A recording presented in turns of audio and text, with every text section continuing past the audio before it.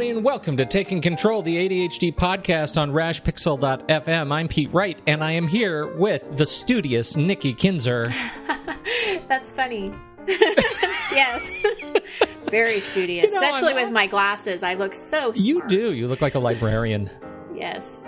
We're talking about studying smarter. 5 tips for studying smarter this week. This is on the heels of our studying tools episode last week. If you haven't heard that, go back and listen to that. Get some good ideas for hardware and tools that you can use. Then come back and listen to this one to talk about the strategies for actually studying smarter, I think, right?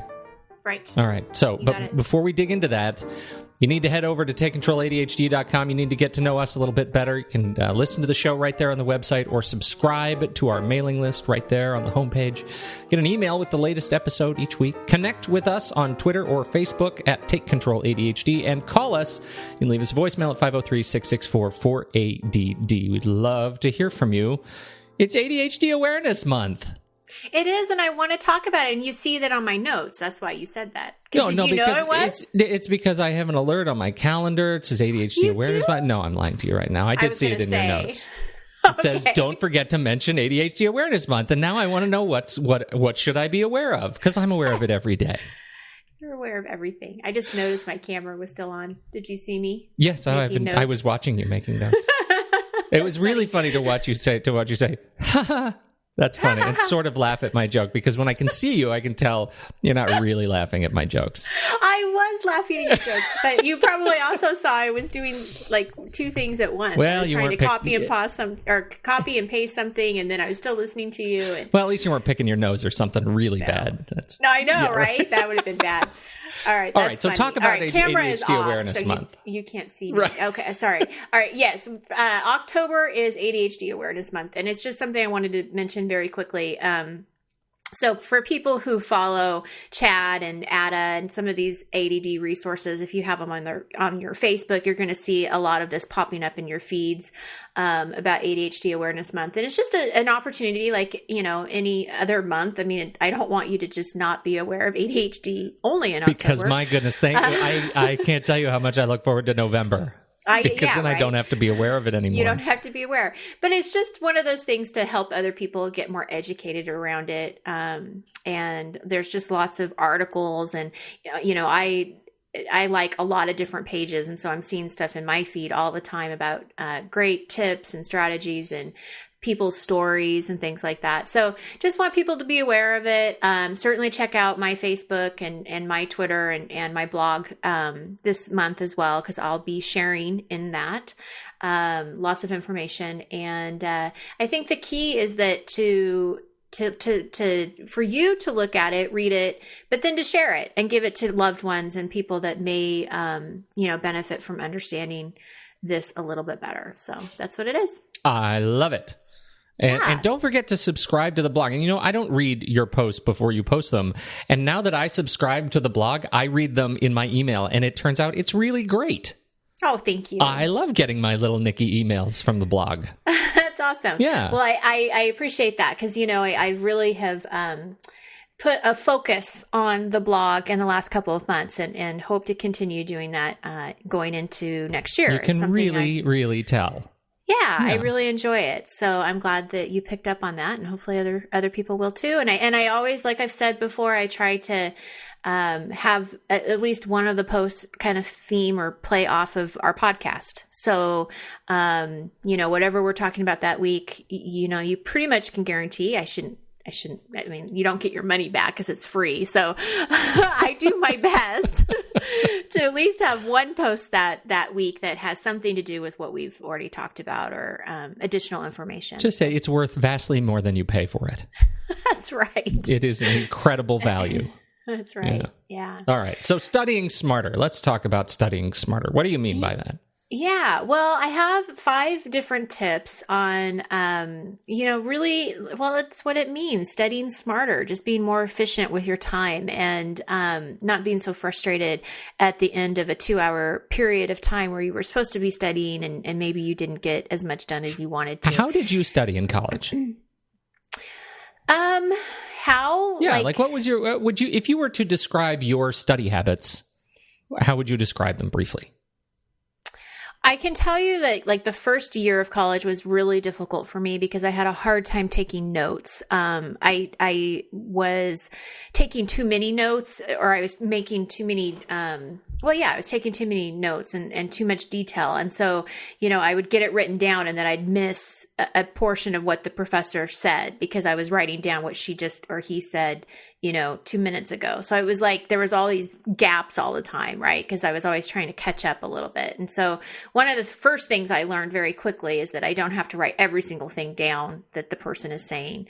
And so I had to learn to adapt to that, okay, what's the most important key point here? Or what's the key point that I'm going to want to go back to because I don't understand it? But if I do understand it and I don't need to go back to it, don't write it down. And that's kind of, that was the first thing I learned. But I studied with people. I always studied with people. I mean, I guess because I always lived with people, if you were in the dorm, then we would study either in our rooms with other people or we would study in the living room area or, the common areas. I was in a sorority for 2 years, so I always studied with people when I lived in the sorority. And then my senior year, I lived with 4 girls in an apartment off campus. And so there were always people around me, which I think for whatever reason, it helped me stay focused if I wasn't by myself. I think like every student, I remember cramming a little bit and doing, not all nighters because I need sleep. I can't function even as a 20, or I guess I wasn't 20. Yeah, I was 20 when I was in college. Even as an 18, 19, 20, 21-year-old, I couldn't have no sleep and then go to school the next day. Like I had to always sleep, but I would kind of manage my time of, okay, I'm going to study from 10 to 12 and then I'm going to go to bed. I'm going to get up at 6 and I'm going to study from 6 to 8 and then classes at 9. You know what I mean? Like I definitely scheduled when I was going to study and, what that was going to look like. Does that answer your question? Well, yeah. I mean, I'm just trying to reflect on how things have changed. And I was very much, it was very similar. I was very much a crammer and I wasn't very well organized. I really struggled with that. And so when I did study, I studied for really long stretches, usually right the night before something was due or some exam was going to happen or something. And so I would put, 4, 5, 6 hours late into the middle of the night and I would just pound giant tumblers full of Coke and coffee, and I would just engage so much caffeine and sugar into my system that would keep me awake. But when they talk about in psychology about state-dependent memory, that is a big deal.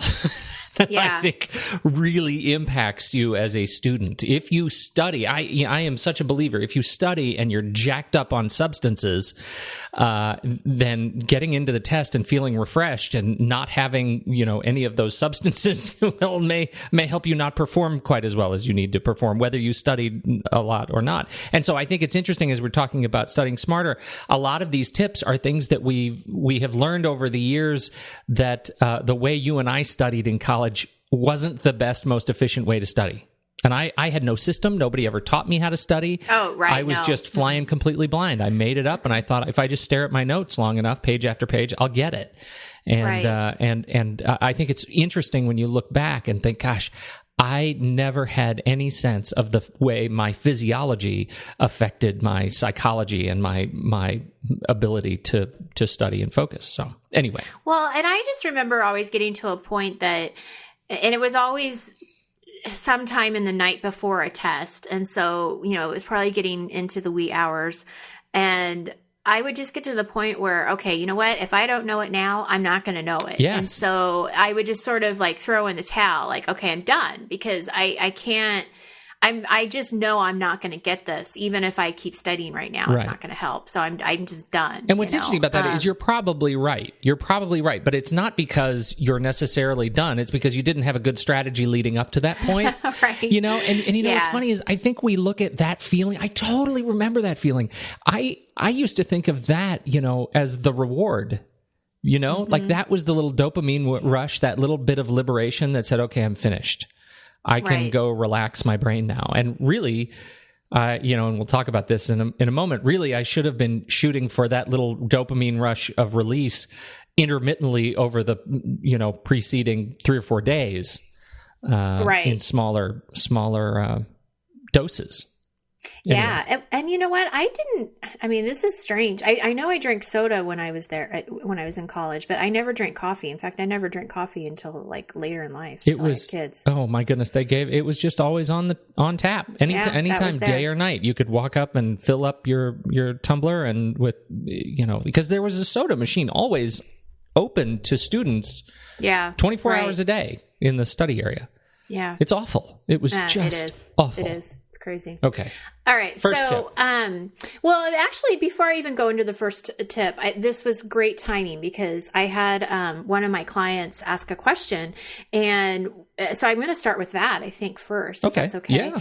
And then we can kind of go into the tips and how the tips actually help her question too. She gets sleepy when she reads. And so, so her question was, how, any strategies, any thoughts? I read, I get tired, but I have no problem moving on to the next activity and then I'm fine.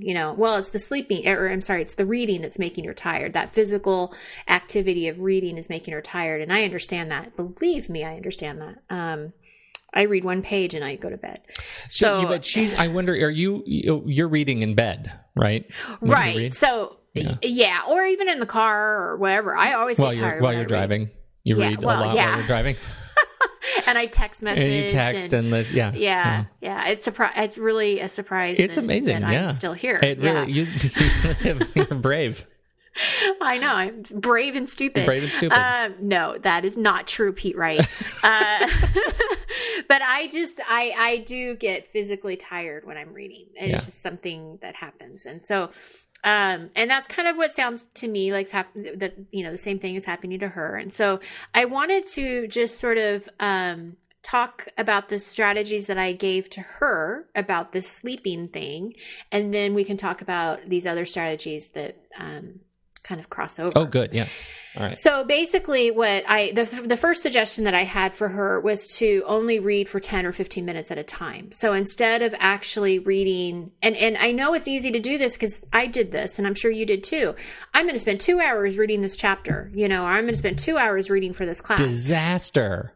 And it just doesn't set you up for success. So yes, it is going to take you longer doing it the way that I'm going to suggest. There's no doubt about it. It will take you longer. But the goal is that we hope that it will keep you not so frustrated and actually help you retain the information more. So I would say for 10 minutes, read as much as you can for 10 minutes and then stop and then take a break. Anybody can read for 10 minutes without falling asleep.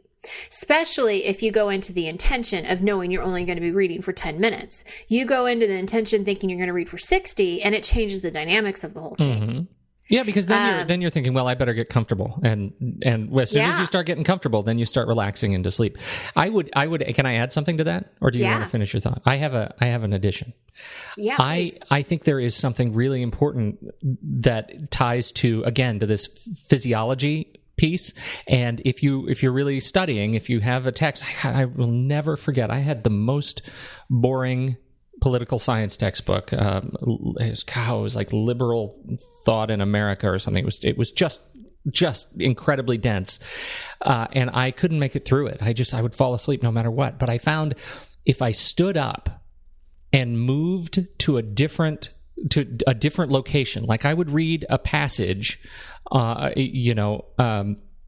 on a particular political thinker for 10 minutes, standing in the corner of a very strange room, where you would not normally stand and read, but you're standing in the corner and read for 10 minutes. And then the next time you then take a break. And then the next time you read, go to a different location. And what you're doing, your brain is associating. Yeah, it's associating the content you're reading with the location that you're standing. And so when it comes time to recall, you then can walk through the physical location where you were reading and find that triggers what you were reading. That's a great idea. It really is. It's a wonderful thing. And when I was in college, when I was a senior, I finally started getting good at this. I would do things like I would stand on a table and read for 5 minutes. And then when I'm taking an exam on that material, I think, okay, now what was I reading when I was standing on the table? Oh yeah, I remember that. I have this image of you in your hoodie. Yeah. Yes. Big standing hoodie on fan. tables, going in the corner, and everybody's like, "What's that strange guy doing over there reading his textbook?" Yeah. But the real trick is great idea. is standing up and associating movement with reading, because then you're conditioning yourself. Right now, most of us, I think, are conditioned when we read. When we hear read, we read at bedtime, or we read to relax, or we read. That's not what you want to do. You really want to engage, and engaging means getting physical with the material. I really believe that. Well, and and actually that ties into what I told her next to do. A couple things. One is not to lay in your bed and read. Oh, don't do that. Don't lay on the couch or sit in a really comfortable chair. If you know that especially if the material is not interesting to you and it's going to be difficult getting through, sit at a desk. Sit at the table, do what Pete's what you're recommending, move around into different areas.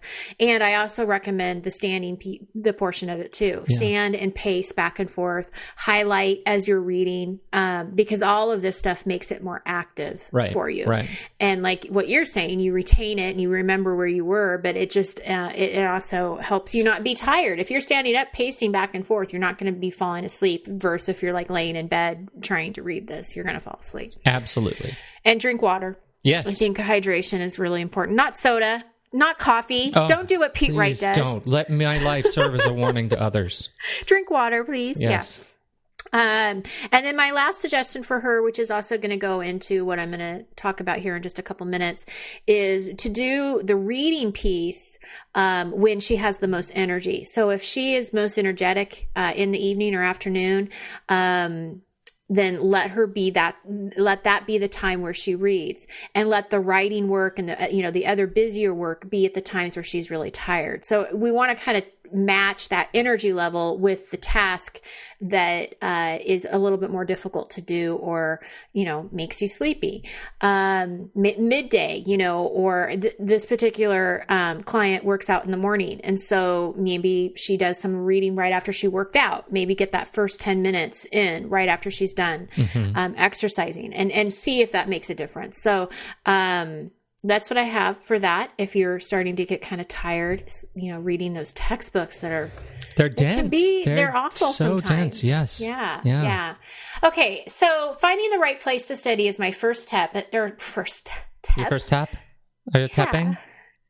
That's weird. I put like study and steps together and got tap. First tap. Okay. So anyway, finding the right place to study. Did you go to the library a lot when you studied? I did. Yeah. Yeah. I did sometimes. And I think that for people, it just depends. And this is what you want to play around with a little bit, especially if you're new to school, or you have taken a long break from school and you're going back. You may not know where the right place to study for you is yet. So we want to kind of play around with that. It could be the library. It could be a coffee shop. It could be completely by yourself, in a room with doors around it. And nobody can get in.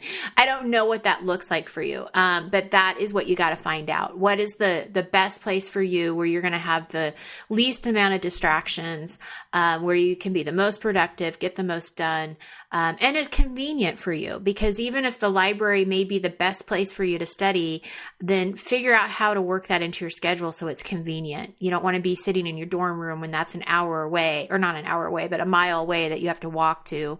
And, it's 9:00 at night. You're not going to do that. So maybe if you went to the library earlier in the day, in between classes, you would have gotten more done. You know what I mean? Sure, you just want to think things through a little bit more. Well, and I think we have so many great tools to understand ourselves and our schedules, and track to track how busy we are and keep track of the openings in our own schedules than we did, when you and I were first doing this.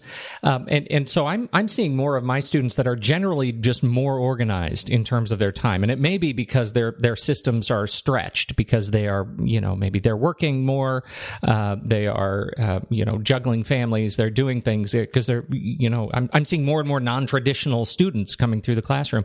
And I think they're just wiser about that. But I think that's really one of the most important things, is understand yourself and your own time, and watch for those windows when you can match studying what content works best for these little windows of time that will crop up. I think that's a really important skill and muscle. Yeah. Well, and then the second tip is what we've already talked about, and that is doing that hard stuff when you're feeling more energized. So again, it ties into that time management, looking at those gaps in your schedule where, okay, this would be a really good time for me to tackle this book for 10 or 15 minutes. So scheduling study time at your peak. When do you feel your best? When do you feel most energized? And if you can, if you're not in class or working, schedule your study sessions during those times. And it's also easier to push through those subjects that are boring but we have to take to make sure that we do it during the times that we feel the best. So absolutely.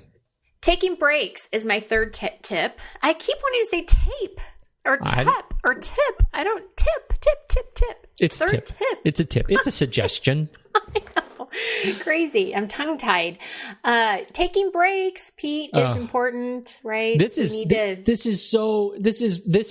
biggest one, the biggest lesson. Like this right here is why I would be such a fantastic student today. Right. If I could only do it again. I know. I totally feel you, because I would say that out of all of these tips, this is probably the one that I really did poorly at. Yeah. Yes. Because I would schedule that time like, okay, I'm 6 to 10. I just remember always thinking in hours, 6 to 10, I'm going to study for this class. And then from 10 to 12, I'm going to study from this class, and whatever it was always this, these big, huge chunks of time. And, I don't remember taking breaks. Maybe I did, but I really don't remember taking many breaks. I'm with you. It certainly was not a seminal part of my study experience. No. And that is why, I think for this particular subject, studying smarter, we want to take those breaks. We want to study for 30 minutes. We want to then take a 10-minute break. This is going to help you stay focused. It's going to help you with your energy. A great thing to do on your break is to walk around, get some exercise, stretch a little bit, get some water. What we want to avoid is checking Facebook, checking your email, calling a friend. We really do want to stay away from the rabbit holes that could take you away from going back to the study period. Mm-hmm. And so, you want to stay away from that stuff, but, and you can certainly play around with the time frame. I'm saying 30 minutes now. But if you find a class that you love and maybe it's a little bit longer than 30 minutes, but the point is don't go longer than an hour, don't you think? I wouldn't touch an hour. I was going to say 30 minutes is sort of at the long max. end. Yeah. That's where these things like the Pomodoro technique works so well, because it's an odd time. And we've talked about the Pomodoro technique in the past on the show, but it's, and you can search for it in our archives or look for Pomodoro technique on the web. It allows you to think in terms of these little blocks and of 25 minutes and then your break, and because it's kind of an odd time, it plays with your general expectation of time slots of a half hour and an hour. It actually helps you, I think, move through more material faster. We think of, and I've often said this, the college experience, higher ed in general, is a marathon, not a sprint. But when it comes to studying, you want to think in terms of sprints. Little blocks of time, work really hard, high energy for 15 minutes, for 24 minutes, and then rest. Then take a break. That's how you're going to build the studying muscle. It's how you're going to keep your brain engaged. It's how you're going to keep the material in your head where it counts. Right. Absolutely.